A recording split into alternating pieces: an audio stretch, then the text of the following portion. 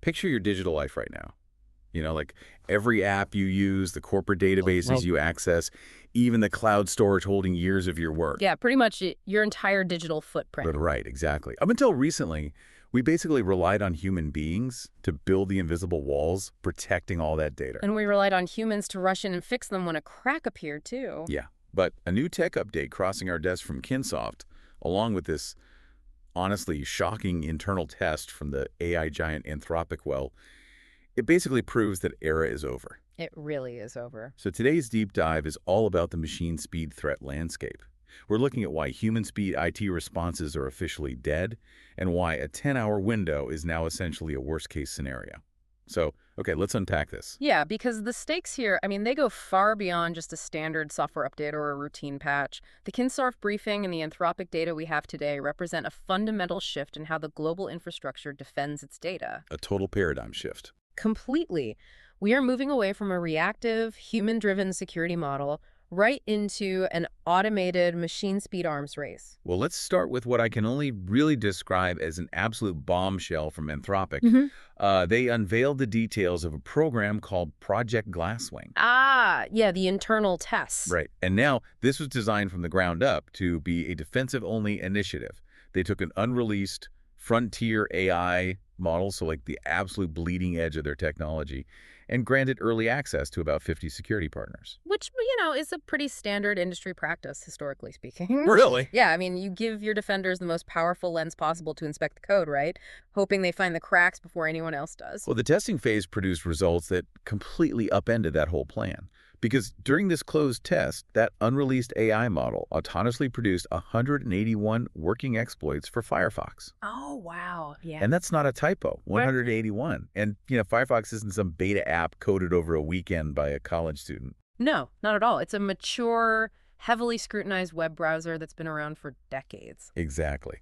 Finding a single working exploit in a program like that usually takes a dedicated human researcher weeks, if not months, of painstaking analysis. And Anthropic's model just spun up 181 of them autonomously. Completely autonomously. It was so intense that they actually judged the model to be too dangerous for broad release. What's fascinating here is the underlying mechanics of the dual-use dilemma in artificial intelligence. Yeah, dual-use dilemma. Right. Because the exact same computational power and deep pattern recognition required to defend a complex system at scale is precisely what makes the AI a devastatingly fast attacker. That makes sense. Yeah, because to patch a vulnerability, an AI first has to deeply understand how to break the software, right? It has to ingest millions of lines of code, spot the logical flaw, and understand precisely how an unexpected input could, say, cause the system to behave abnormally or leak memory. Right, because it doesn't read code line by line like a human trying to read a novel. Exactly. It reads it structurally.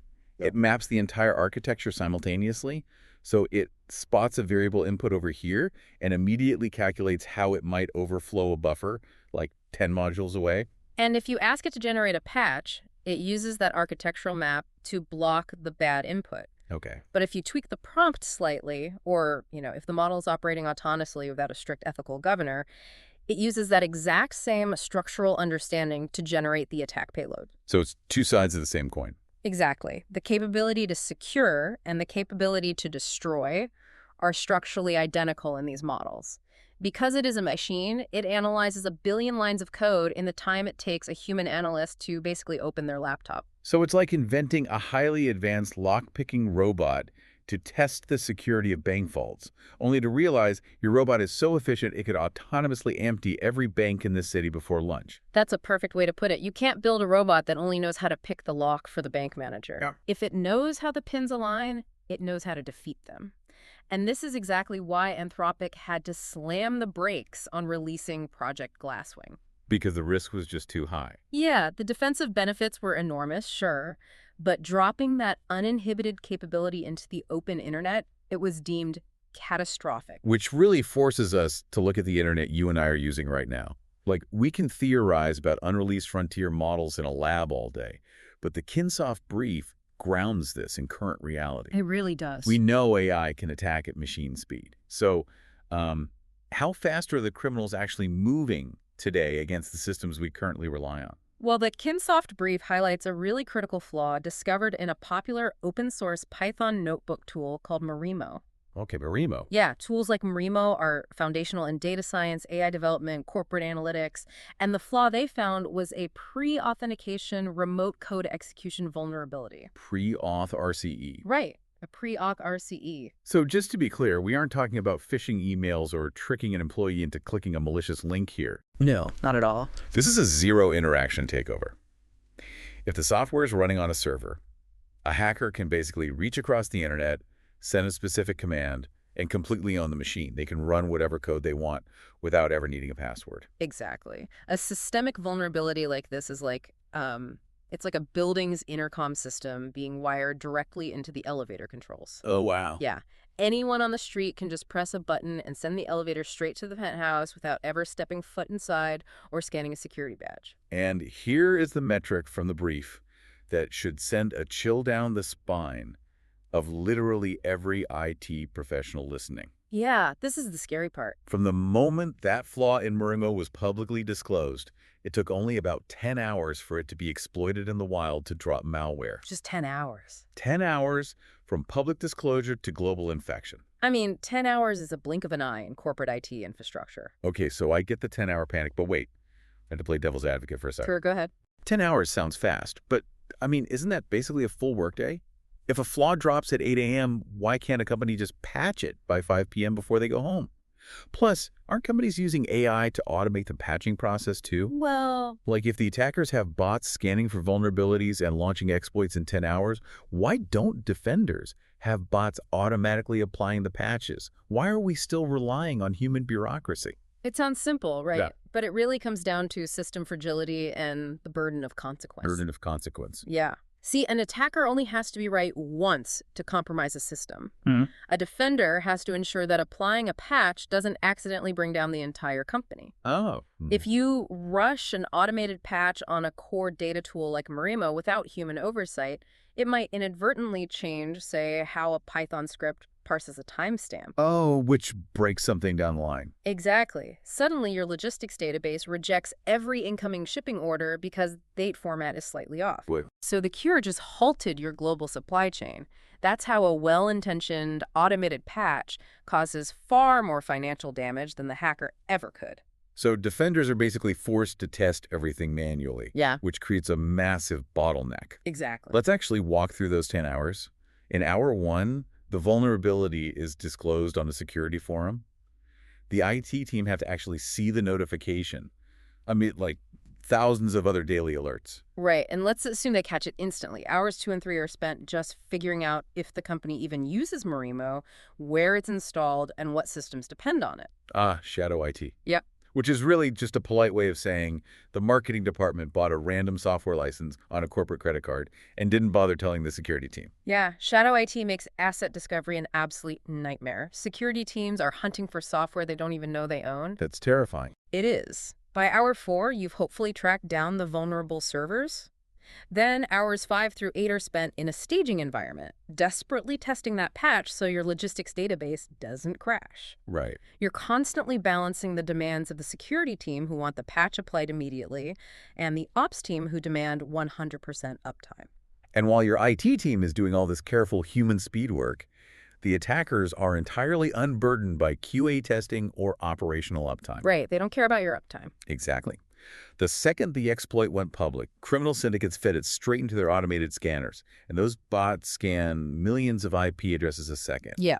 When they find an unpatched Marimo instance, the malware is dropped instantly. There are no staging environments, no approval meetings, just pure machine speed execution. So the takeaway from the Kinsoft source here is absolute. Yeah. If your teams run open source data tools, they must be on an incredibly fast patch cycle. The gap between public disclosure and criminal exploitation, it went from months to weeks to days. And now we are at 10 hours. Yeah, and in the very near future, it will be 10 minutes. Which brings up a massive ripple effect across the whole tech industry. With open source tools like Marimo proving so vulnerable to rapid exploitation, and frontier models like Anthropic's proving so dangerous if they fall into the wrong hands, well, the biggest tech giants on the planet are abruptly changing their business strategies. Massive shifts. Yeah. Here's where it gets really interesting. Meta, the company behind Facebook and Instagram, they just launched MuseSpark. And MuseSpark is their very first proprietary closed AI model. Which is a complete reversal of their established operational strategy. Totally. Meta has historically been the ultimate champion of the open source AI movement. They built their entire AI reputation on the Llama models, making them freely available for developers to download, to modify, and build upon. Right. They pushed to democratize AI. And practically overnight, they are retreating into a closed, proprietary walled garden with MuseSpark. They are locking the doors. And they aren't the only ones making big moves. The Kinsoft update also highlights some enormous financial numbers flashing from Amazon and OpenAI. Specifically, AWS Amazon Web Services noted their AI business has just passed a massive $15 billion run rate. A $15 billion run rate, Yeah. meaning based on their current explosive monthly revenue, they're pacing to make $15 billion this year, purely on AI infrastructure. Right, and when AWS is projecting $15 billion in AI revenue, it proves that enterprise companies are completely intertwining their core logistics, financials, and customer data with artificial intelligence. They're solely bought in. Absolutely. And Meta sees that corporate money on the table. They know enterprise clients like banks, hospitals, energy grids, they won't buy into an open source model where structural vulnerabilities are broadcast to hackers the exact moment they're found. Right. Meta closed their model because enterprise security and the billions of dollars attached to it absolutely demands it. So how does a closed proprietary model technically mitigate that 10-hour vulnerability window compared to an open source one? Like functionally. Well, think about the mechanics of visibility. Open source collaboration is wonderful for innovation because thousands of developers look at the code, improve it, find creative uses. Sure. But as we saw with Murimo, open source also means that when a structural flaw is found, everyone sees the underlying code at exactly the same time. The criminals see the blueprints at the exact moment the defenders do. It's just an open book for anyone to read. Exactly. And when you introduce AI to that dynamic, the attackers can weaponize that open book in hours. Wow. So by pivoting to a closed model like MuseSpark, Meta is hiding the blueprints. If a vulnerability is discovered internally, they can patch it behind closed doors, push the update globally across their managed servers, and the public, including the attackers, never actually sees the raw mechanics of the flaw. Oh, I see. It essentially removes the public race against the clock. That makes total sense. I mean, if an unreleased closed model like Anthropic's can autonomously generate 181 working exploits in a defensive test, giving bad actors open source access to a frontier model's underlying architecture is essentially handing them a machine gun in a glass house. Yeah, that's exactly what it is. Tech companies are being forced to prioritize heavily guarded security over collaboration. The financial stakes are just too high to leave the hood of the car open for anyone to tinker with the engine. A machine-speed threat landscape basically forces you to remove human delay from the equation and tightly control the technology generating the threats. Walled gardens are kind of the only current viable response when your adversary operates in milliseconds.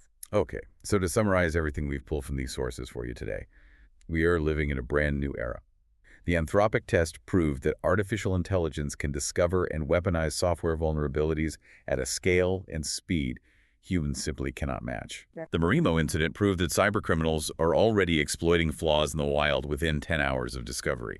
And the massive strategic shifts from companies like Meta and Amazon show the industry is reacting by prioritizing walled gardens and extreme security over open access.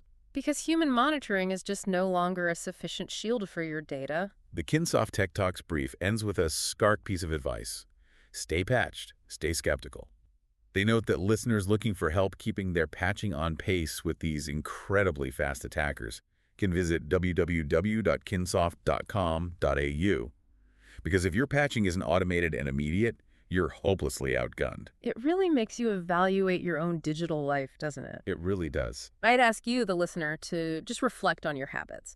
When your phone says there's a critical security update, do you hit install now or do you hit remind me tomorrow because you're in the middle of a meeting? I do that all the time. We all do.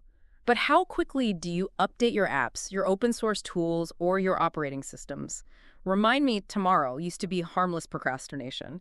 But in a machine speed landscape, tomorrow is 14 hours too late. That is a sobering reality check. We are trusting these incredible AI tools to act as our ultimate shield, right? To patch the holes and monitor the walls faster than we ever could. And this raises an important question, something really profound to leave you with. What's that? Well, We know the dual-use dilemma is real.